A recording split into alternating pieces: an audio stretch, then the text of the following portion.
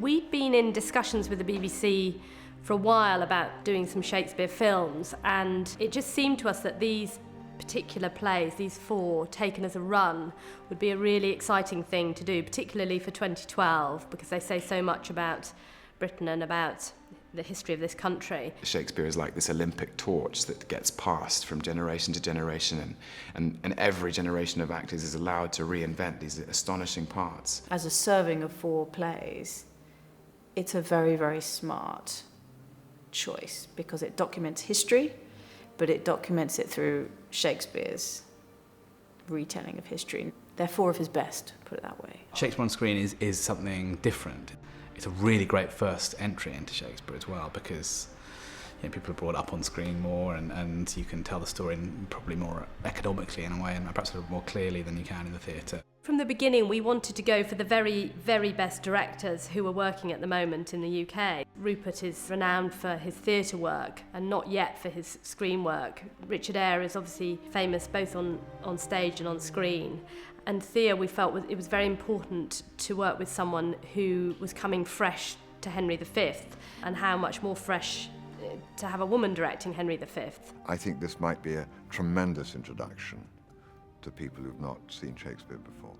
For me, it's a sense of history. The continuity of thinking that we're working on stories that were written nearly 500 years ago, and you think that actually Shakespeare could well have been walking within a few hundred yards of that room 500 years ago or so.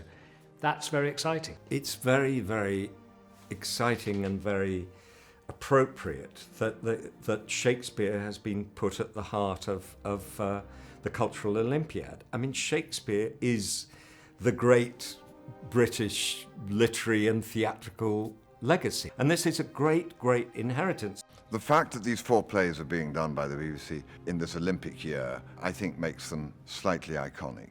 And that was one reason I wanted to be part of it. I felt this was something we should be proud of. We do drama well, we do Shakespeare well. A lot of actors would love to do Shakespeare, but most of the opportunities are on stage, and that means committing to a long run. So to be able to say to people, you can come in and do, 4 weeks with us, and that's your Shakespeare, it was very attractive. It's very rare to get the opportunity to do a Shakespeare play on film. I think the histories are amazing, but they're not perhaps as accessible now as a comedy like Much Ado About Nothing is, for example. So maybe people have to work a little bit harder at it, but I think that's exciting. It's nice to have to work a bit hard, and then and it's rewarded once you stick with something. I think so many people are put off Shakespeare at school, and like so much of drama, you have to see it in order to be moved by it, and then you go back to the text and you begin to understand the world, the imagination behind those words. The classroom setting is probably,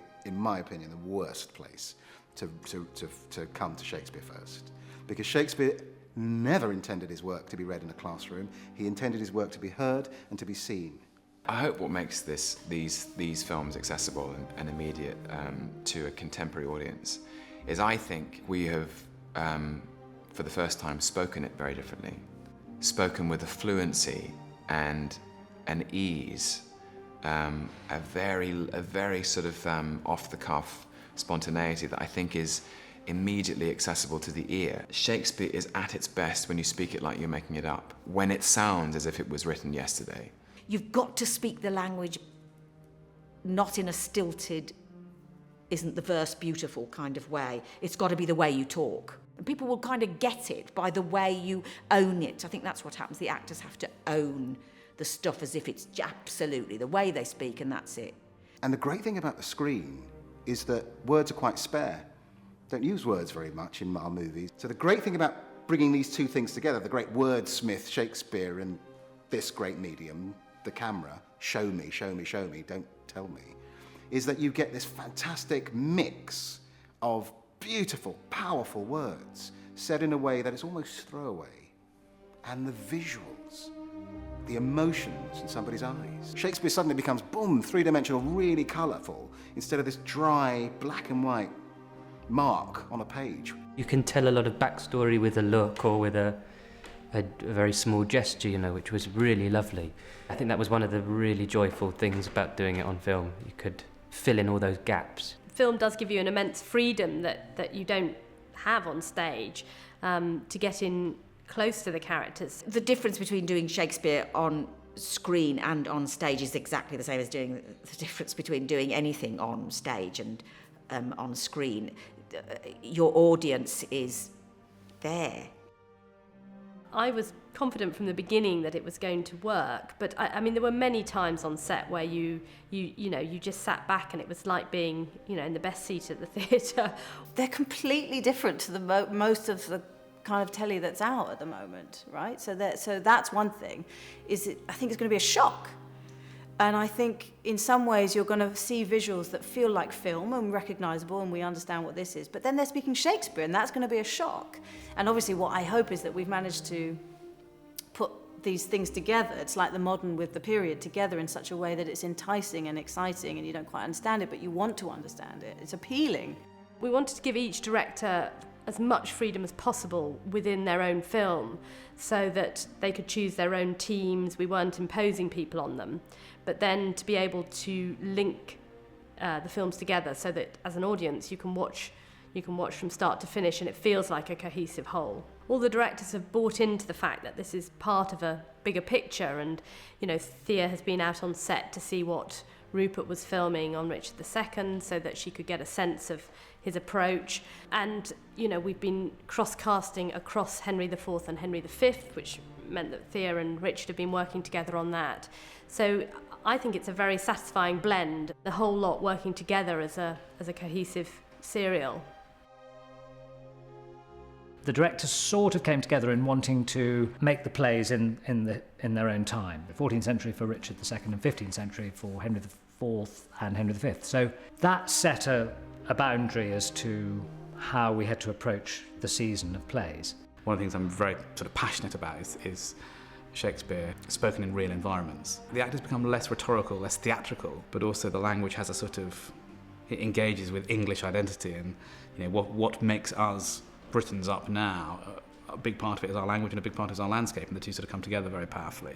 We knew we needed the coast, we knew we needed beaches, we knew we needed an environment for the Palace of Westminster, we needed castles, and we knew we needed unspoilt countryside, but not only unspoilt, it needed to feel believable for its period. These incredibly beautiful oak forestries that fall into fenceways and stone walls, and it is breathtaking. The thing about these environments is that they have to feel right. There has to be a belief in them that makes the actors sure of where they are and to make the camera sure of where it is. And if you can find those environments, we stand a chance of making the language feel at home there. We found a Palace of Westminster at St David's Cathedral, which hadn't been used before for a major drama, so that was a bit of a coup, and the cathedral authorities and the dean were amazing. When the cast walked on, they felt they were there, and that always helps the performance. I remember those days in St David's, particularly the deposition scene with Ben,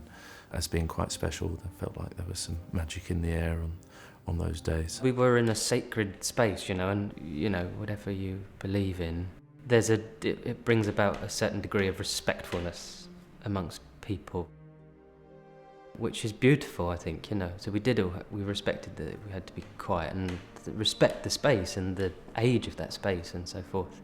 So I think all the decisions that the directors made about how to stage it, where to stage it, have rung true in terms of the material.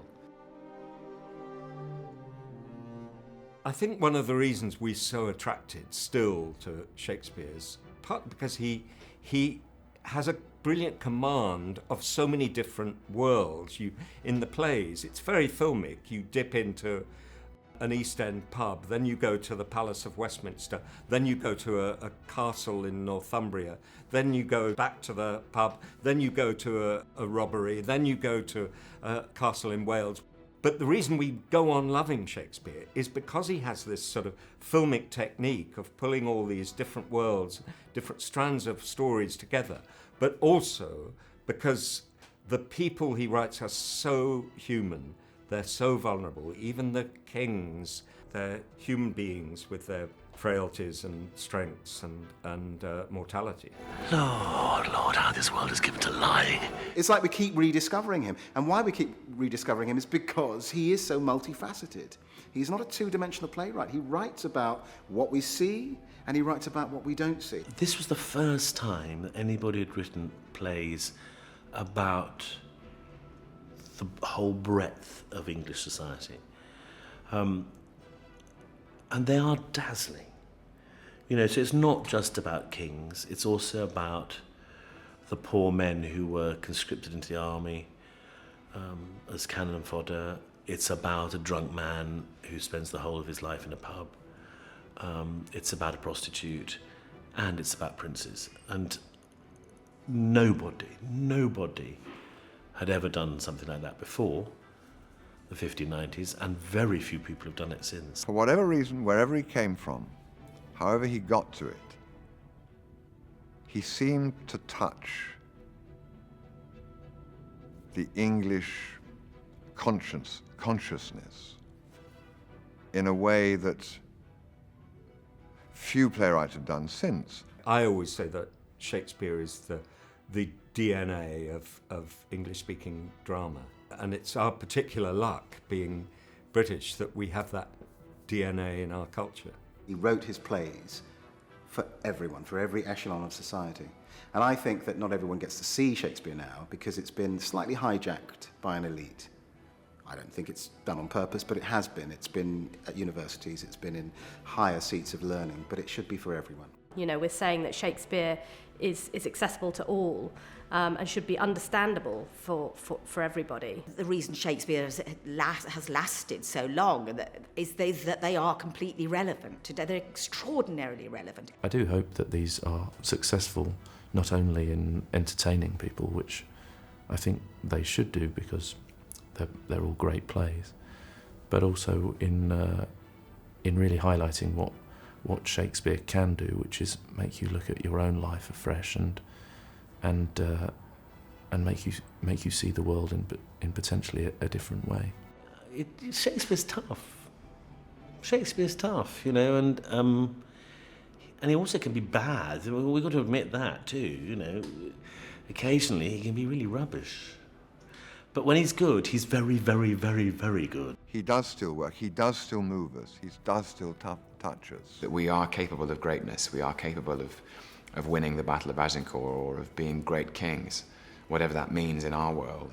But we're also capable of jealousy and fear and greed and ambition and pride and grief and all of these things that basically make us human. And he manages to represent those feelings with very real characters in very extreme situations and absolutely heartbreaking poetry.